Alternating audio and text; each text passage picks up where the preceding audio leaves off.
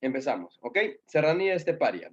La serranía esteparia de nuestro país, pues prácticamente lo vamos a ubicar desde la Libertad. Vamos a escribir los puntos importantes que yo les pongo aquí en consideración, ¿no? Primero, ubicación desde la Libertad, ya, hasta más o menos la parte del límite con Chile que tenemos.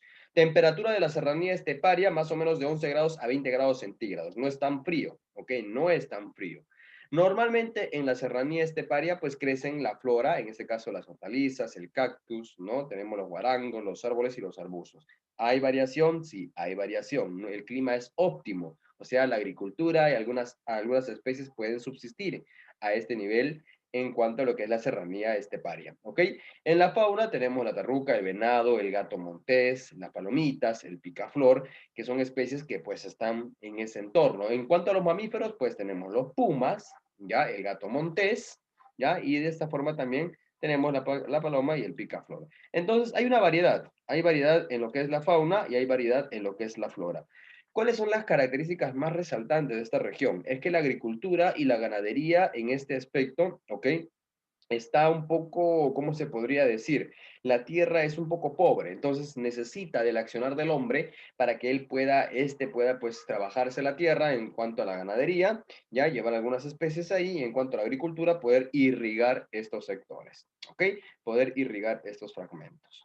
Bien, luego de esta situación de la serranía esteparia, las oportunidades que encontramos, pues, ir a este lugar, encontramos valles hermosos, muchos de estos poblados viven en estas regiones, hay restos arqueológicos y, por qué no decirlo también, es un lugar muy óptimo para poder subsistir, a pesar de que hay algunos sectores donde la agricultura no se pueda trabajar de forma natural.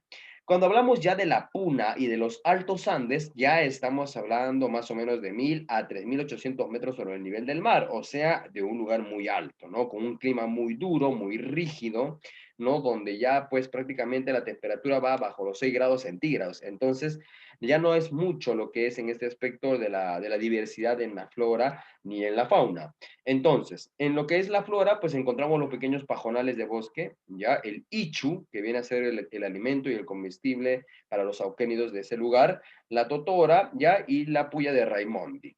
En este punto, la fauna, pues tenemos el cóndor, algunos arácnidos, vizcachas, las chinchillas y los auquénidos que normalmente viven en esta región, ¿no? Estamos hablando de la vicuña, de la alpaca, ¿no? Del guanaco, que son animalitos que logran subsistir. Y esos animalitos viven pues prácticamente de esta región de la flora, más que todo viven del ichu, ya que son las plantas que normalmente ellos consumen. Ahora, al ser un clima muy árido, muy rígido, ya la población no logra subsistir en este lugar y solamente sirve para el pastoreo de ciertos animales. El animal que logra dominar sobre esta región es el cóndor, ¿ok?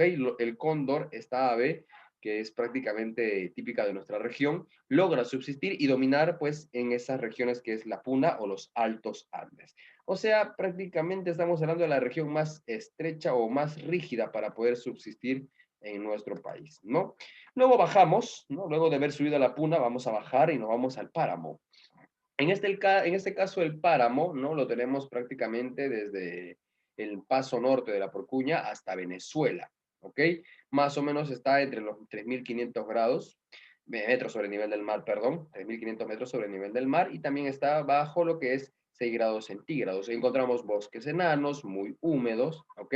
Encontramos en este caso musarañas, el oso de anteojos, el tapir y el pinchaque, son animalitos que logran subsistir en esta región. ¿Cuáles son las amenazas que tienen los páramos? Aquí nos dice, ¿no? Las amenazas son considerados como uno de los biomas más estratégicos y a la vez uno de los más vulnerables de Sudamérica, debido a que en este caso la contaminación ambiental que literalmente los seres humanos procreamos sobre el propio ambiente, ya sobre el propio clima, afecta muchísimo en este caso los páramos, ¿ok? Y pues al ser un lugar o una biodiversidad o tener los biomas más diversos del planeta, lo hace vulnerable a los climas. Entonces, ante esta situación, el páramo es muy importante porque dentro de ella también alberga ciertas especies y pues se puede también trabajar en este caso, las pequeñas o escasas fragmentos de agricultura. Luego tenemos pues los dos últimos. Por un lado tenemos la selva alta, ya, por un lado tenemos la selva alta y por el otro lado tenemos la selva baja. En la selva alta, o también conocido como las yungas, ya en el Perú y en la parte de Sudamérica, es muy importante, ya que se extiende prácticamente desde el Banco Oriental de los Andes hasta el río Marañón. Estamos hablando más o menos hasta Piura, por lo menos. Entonces, de esta forma, el clima es muy variable, ¿no? Hablamos de 22 a 25 grados centígrados, un clima muy óptimo, muy rico, de la cual pues ahí puede disfrutar lo que es la flora y la abundancia en la flora y en la fauna, ¿no? En la flora tenemos pues las begonias gigantes, las orquídeas y los helechos arbóreos, que significa que son los árboles las cuales se utilizan en este caso para las actividades de lo que es la tala de árboles, ¿no? En la fauna, pues tenemos una variedad. Tenemos el mono choro de cola amarilla, el mono araña, el gallito de las rocas, que es una ave representativa del Perú, y tenemos pues decenas de especies de aves fruteras.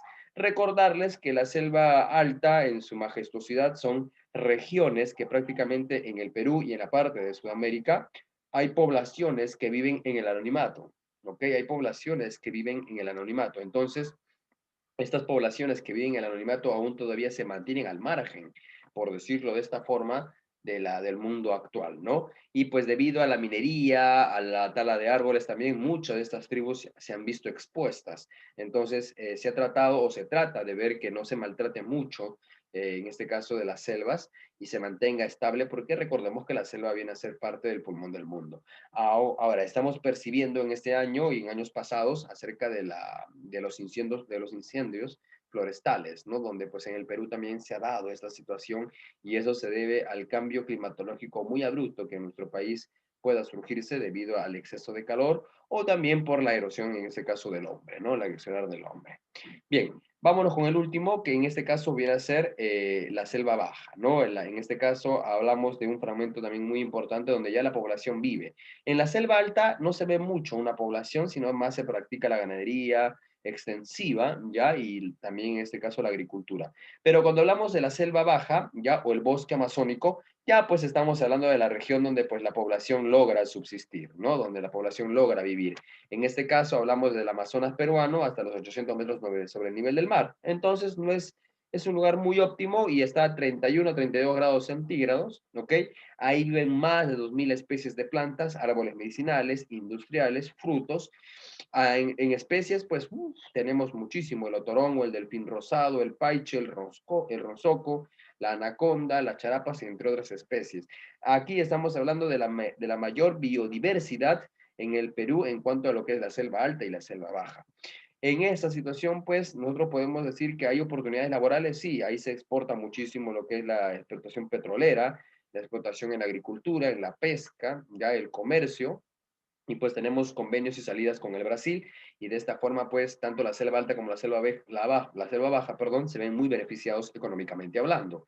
Entonces, ante esta situación, chicos, las industrias empiezan a funcionar de una forma muy, pero muy relevante y muy importante. ¿Ok?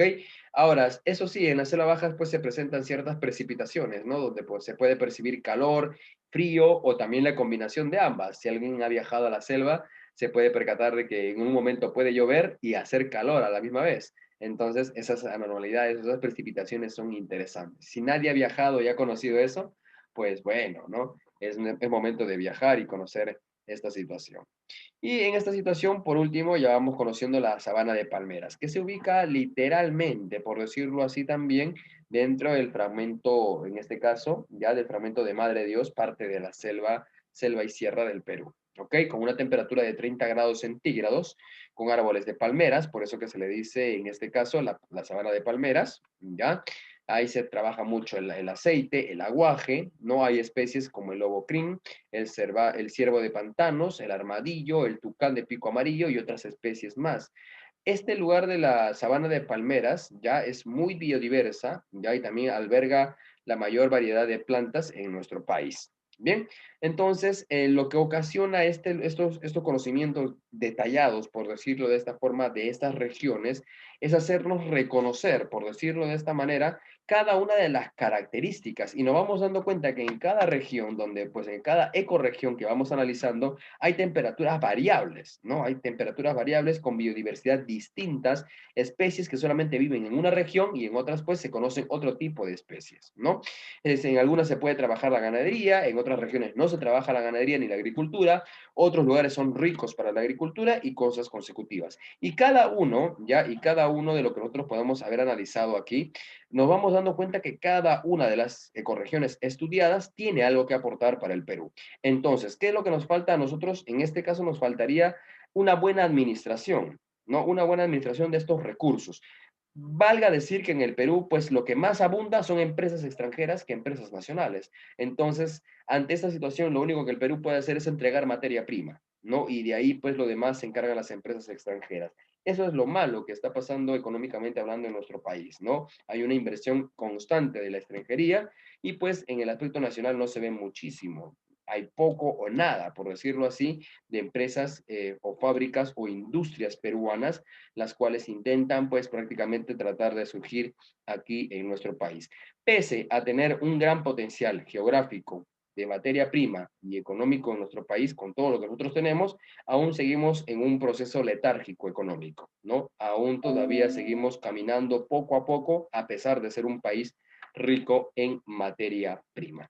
Entonces, ¿qué es lo que nos ha llevado a entender el día de hoy las 11 ecorregiones? Nos lleva a pensar que el Perú es un país rico, pero nos falta administración, nos falta un conocimiento de las industrias y pues por ende nos falta poner más mano de obra aquí en nuestro país.